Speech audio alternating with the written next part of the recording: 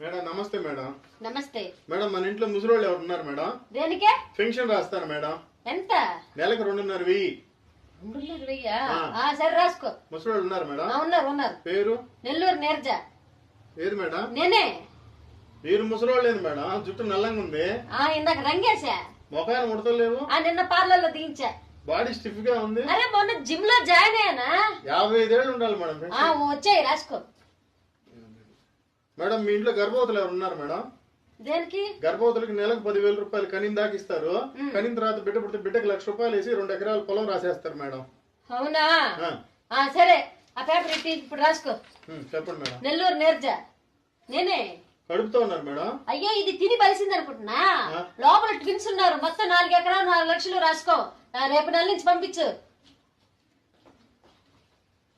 అమ్మా వాడు పెన్షన్ కోసం టెన్షన్ లేకుండా అబద్ధాలు